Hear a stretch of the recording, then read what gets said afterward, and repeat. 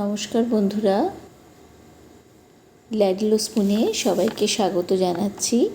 আজকে আপনাদের সঙ্গে একটা একদম ভিন্ন স্বাদের একটা চিকেনের রেসিপি শেয়ার করছি, যেটা কিন্তু খুব সচরাচর কারোর বাড়িতে হয়ও না এবং আমরা অতটা খাইও না। কিন্তু এই রেসিপিটা আমার হাজব্যান্ড আজ থেকে প্রায় বছর 20 আগে প্রথম আর কি বাড়িতে রান্না করে খাইয়েছিল। বেশ ভালো হয় রেসিপিটা, আপনারাও ট্রাই করে দেখতে পারেন। একদমই ভিন্ন স্বাদের একটা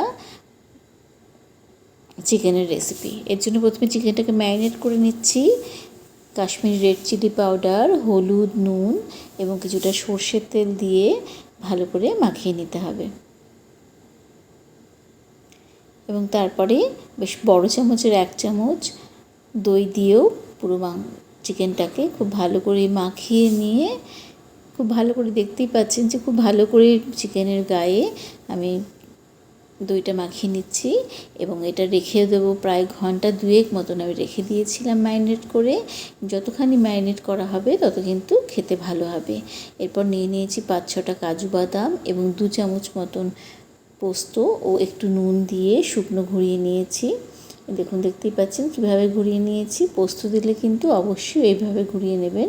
পোস্তটা কিন্তু কখনোই জল দিয়ে ঘোরালে খুব সহজে পেস্ট হতে চায় না। এরপরে দিয়ে দিচ্ছি 2 চামচ মতন সর্ষে, আর তার সঙ্গে দিয়ে দিচ্ছি বেশ 8-10টা মতন রসুন এবং ঝাল 4টে কাঁচা লঙ্কা এবং অল্প পরিমাণে জল দিয়ে আমি একটা মিহি পেস্ট তৈরি করে নেব। সর্ষে, পোস্ত, কাঁচা লঙ্কা বাটা দিয়ে আজকের যে চিকেনটা রান্না করব বন্ধুরা, অবশ্যই কিন্তু একবার বানাবেন, কারণ খেতে কিন্তু দুর্দান্ত হয় এবং পুরো স্বাদটা মুখে লেগে থাকার মতন একটা স্বাদ হয়। এবং অবশ্যই সর্ষের তেলে রান্না করবেন। দেখুন, এখানে আমি সর্ষের তেল নিয়েছি, নিয়ে তাতে একটা পেঁয়াজ বেশ মিহি করে কুচিয়ে নিয়েছি। পেঁয়াজটাকে একটু লালচে করে ভেজে নেব। আমরা তো সচরাচর সর্ষে বাটা মানেই ভাবি যে মাছের রান্না হবে, কিন্তু এইভাবে যে চিকেনও করলেও যে দারুণ খেতে হয় সেটা না করলে কিন্তু জানা যাবে না। দেখুন, পেঁয়াজটা একটু লালচে করে ভাজা হয়ে গেছে। এরপর ম্যারিনেট করে রাখা চিকেনটা এর মধ্যে দিয়ে দিতে হবে।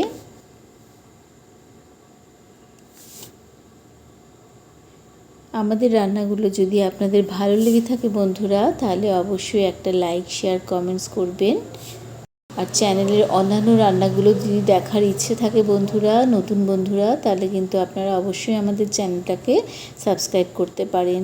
এবং চিকেনটাকে খুব ভালো করে পেঁয়াজ ভাজার সঙ্গে মিশিয়ে দিয়ে খুব হাই ফ্লেমে রেখে আমি মিনিট 10 রান্না করে নেব। চিকেন কিন্তু প্রাথমিকভাবে সবসময় একটু হাই ফ্লেমে রান্না করলে চিকেন সহজে সেদ্ধ হয়ে যায় এবং স্বাদটা ভালো হয়। দেখুন, হাই ফ্লেমে কিছুক্ষণ রান্না করে নিয়েছি, মিনিট 10 ঢাকা দিয়ে রান্না করে নিয়েছি। এতে কিন্তু চিকেনটা অনেকটাই নরম হয়ে গেছে। যেহেতু সর্ষের রান্না, তার জন্য কিন্তু পরে রান্নাটা খুব বেশি সময় ধরে আমি করব না। ওই জন্য চিকেনটা মোটামুটি একটা রান্নার প্রায় 70% রান্নাটা হয়ে যাবার অবধি রান্নাটা করে নিতে হবে। দেখেই বুঝতে পারছেন যে রান্নাটা অনেকটাই হয়ে গেছে। যেভাবে আমি বসিয়েছিলাম চিকেনটা, তার থেকে তেলটাও বেরিয়ে এসেছে এই রকম অবস্থা, এবং লালচে একটা রঙও ধরে গেছে চিকেনটাতে। এই রকম অবস্থায় বেটে রাখা মশলাটা দিয়ে দিতে হবে। আমি আস্তে আস্তে করে চামচে করে সমস্ত মশলাটা অল্প অল্প করে দিয়ে দিচ্ছি, এর মধ্যে দিয়ে আস্তে আস্তে মিশিয়ে দিচ্ছি। যেহেতু এটা সর্ষে পোস্ত বাটা, যাতে তলায় গিয়ে আটকে না যায়, সেই জন্য আমি কিন্তু অল্প অল্প করে দিয়ে নাড়াচাড়া করে ভালো করে মিশিয়ে দেবো এটাকে।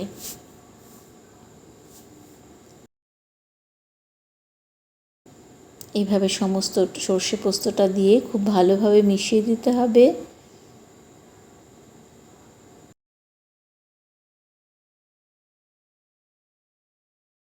এবার আমি কিছুটা নুন দিয়ে দিচ্ছি।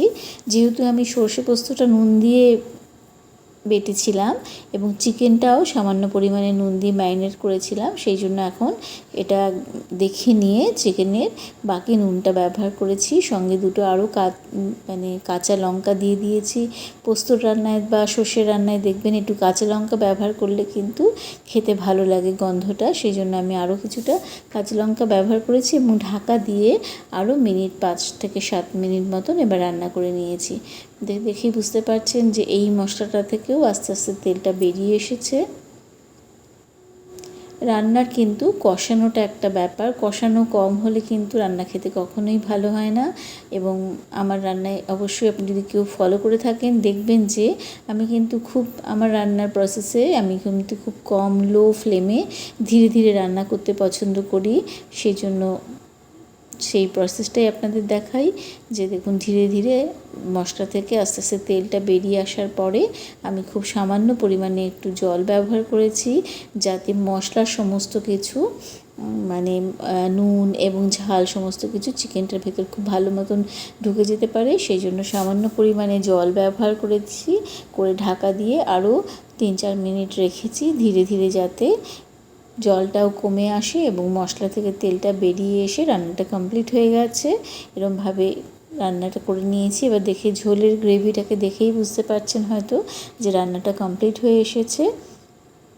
দেখুন এইরকম একটা গ্রেভি থাকবে এটাতে, সেটাই আপনাদের দেখাচ্ছি। রান্নাটা আমার কমপ্লিট হয়েই গেছে। দেখুন এরকম হয়েছে আজকের পোস্ত সর্ষে কাঁচা লঙ্কা বাটা দিয়ে চিকেন। খুবই সুন্দর একটা রান্না, বন্ধুরা অবশ্যই একবার ট্রাই করে দেখবেন। আশা করি আপনাদের ভালো লেগেছে। ভালো লেগে থাকলে একটা লাইক শেয়ার কমেন্টস করবেন। দেখা হচ্ছে পরবর্তী নতুন রেসিপিতে।